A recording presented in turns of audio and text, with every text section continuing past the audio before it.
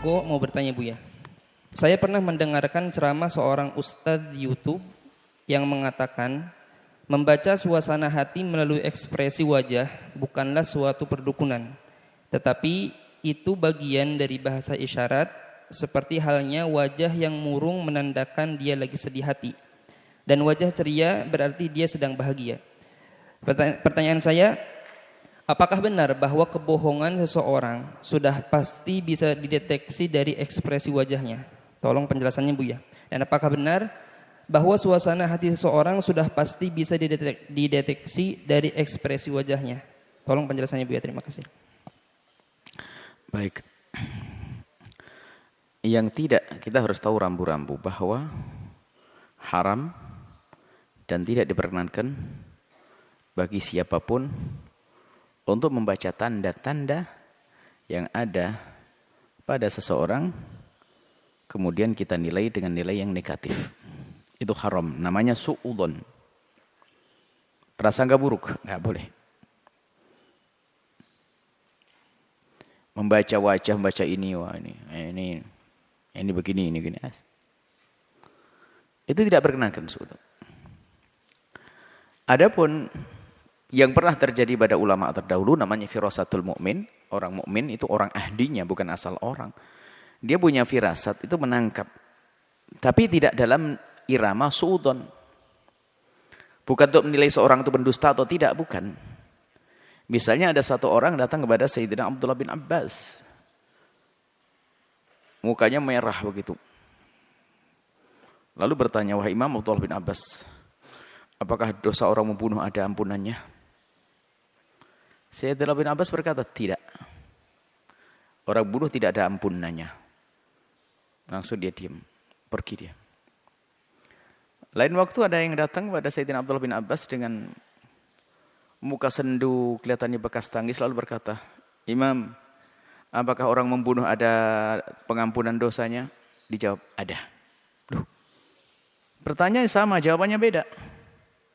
Yang pertama, Sayyidina Abbas menangkap sepertinya orang ini kayaknya orang lagi marah membunuh orang. Sehingga aku beri fatwa bahwasanya membunuh tidak ada maafnya, biar dia tidak membunuh. Yang kedua, seperti ini orang yang telah menyesal dia. Ya, sehingga kelihatan sedih di wajahnya, maka aku beri kabar gembira bahwasanya Allah Maha Pengampun. Ini terjadi pada Sayyidina Abdullah bin Abbas, bukan pada kita. Beliau adalah ahlillah. Yang firasatnya firasatul mu'min, ittaqu firasatul mu'min fa innahu yanzuru bi nurillah. Firasat. Dan hukumnya pun di saat mengatakan iya atau tidak ada sandarannya. Mereka orang alim sebabnya. Jadi enggak betul akhirnya ada ulama berbeda pendapat tentang ini dosa dimaafkan, ada ulama itu. Bukan seperti kita mengatakan, dari mukanya itu bohong dia. Oh, enggak boleh. Sebab ada orang bahasa Jawa itu kelicutan terus mukanya. Muka kayak muka kelicutan, paham atau bahasa? Ada orang tuh salah tingkah ya. Jadi orang salah tingkah mungkin grogi dengan wibawa Anda atau bagaimana. Jadi tidak bisa kita, atau mungkin dia lagi punya kegelisahan. Lagi ditanya, Pak gimana Pak kabarnya? Kabar siapa? Anak Bapak di mana? Dia ingat ayamnya yang mati. Atau ingat ternaknya, usahanya. Sehingga dia menjawabnya tidak langsung. Lalu dia, wah dia ini pasti. Dia tidak bisa langsung dari wajahnya tuh.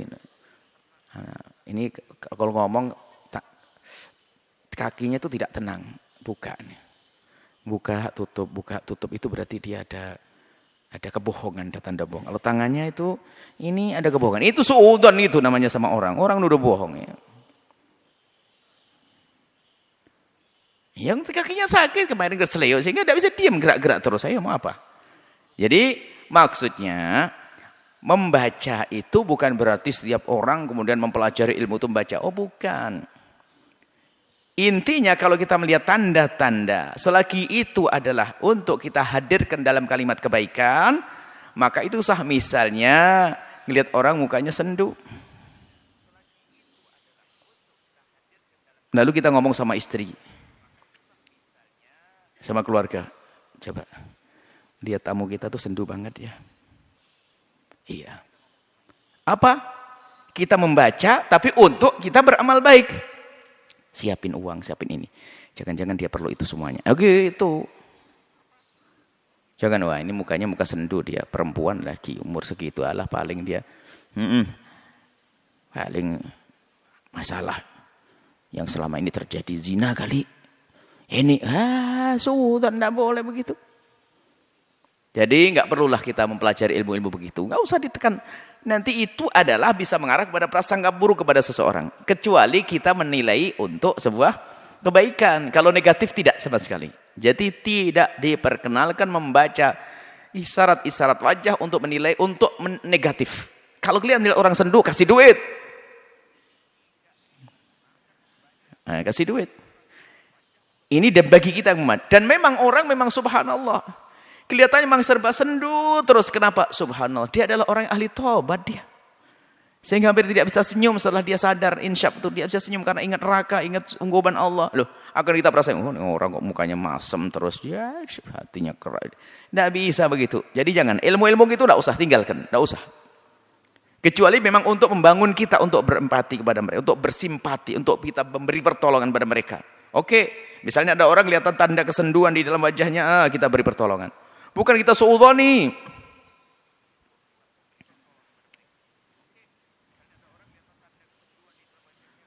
Seorang ibu datang dengan anak gadisnya. Karena ustadznya ustadz yang tadi. Anak gadis semua ini. Jangan-jangan masalah zina lagi. Zina. Oh tidak, jangan. Malah kita suudzon. Oh mungkin dia di sini akan mau ngapain. Mau mondok atau bagaimana itu. Jangan suudzon. Hati-hati. Maka tinggalkan ilmu-ilmu gitu. Dan memang itu bukan ilmu ramal-ramalnya dukun. Akan tapi menjadi kurang lebih. Menjadi suudzon ilmunya. Ilmu suudzon. Apalagi orang misalnya tidak pernah diajak bicara, diwawancarai oleh orang tertentu polisi. Di saat dia ngomong polisi itu gemeteran dia. Benar berarti dia. Sebab kalau nggak salah kan nggak akan gemeteran. Kenapa gemeteran? Oh memang selama ini dia paling takut dengan polisi. Ayo. Nah, kayaknya suudzon nggak boleh seperti itu. Sudah, lupakan ilmu itu. Kalau mengarah kepada suudzon dan nilai penilaian jelek kepada orang tersebut atau menjadikan kita jelek kepadanya, maka itu haram hukumnya. Tapi kalau untuk menjadikan kita itu memberi yang terbaik untuknya, ya boleh. Misalnya apa? Aku lihat dari wajahnya itu kelihatannya orang yang kesusahan. Aku akan beri pertolongan. Boleh. Kelihatannya ini boleh. Tapi tidak boleh maknanya menuduh dia. Setelah kita beri ternyata, bukan bu, saya tidak kurang duit. Justru saya kebanyakan duit. Mau sedekah kemana? Kan bisa gitu. Itu boleh-boleh saja. Tapi kita kan tidak salah waktu khusnudon. Maksudnya khusnudon kita itu bukan jelek. Khusnudon kan duga baik. Kenapa kok dia mukanya sendu, kelihatan kusut begitu. Mungkin dia kurang di rumahnya, kurang uang.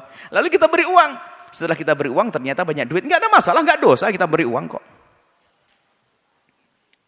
Daripada yang satu ini lihat. Ada orang minta. Pak, mukanya muka pembohong nggak usah kasih Pak. Mukanya muka. Ngomongnya nggak jelas. Pembohong ya nggak sih. Sudah terlanjur tidak kita kasih. Apa? Ternyata dia benar-benar sangat memerlukannya. Kenapa kok ngomongnya bingung tadi situ? Karena apa? Waktu datang ke rumah kita, anaknya sekarat. Ayo, mau apa? Gara-gara sok gaya baca firasat ini lihat suudzon sama orang. Enggak nolong lagi. Ngomongnya aja enggak jelas, Pak. Sudah jangan dikasih. Enggak Bu, mohon maaf Bu, enggak ada Bu. Nangis dia pulang. Kenapa? Dia ngomong berlepotan tadi karena dia ingat anaknya terkapar. Ayo. Sudah, lupakan ilmu ini. Tidak usah pakai ilmu-ilmu begini, sudahlah. Kalau membaca firasat seseorang itu untuk kita berbuat baik kepadanya, bukan untuk prasangka buruk atau untuk menjerumuskan mereka, bukan. Melihat tanda, dan memang Sayyidina Abdullah bin Abbas setelah melihat tanda di wajahnya diberi yang terbaik, fatwa gitu. Bukan wah pendusta dia. Setiap orang ini pendusta, bahaya itu ya. Semoga Allah menjaga kita dari berprasangka buruk kepada hamba Allah Subhanahu wa taala. Wallahu a'lam bishawab.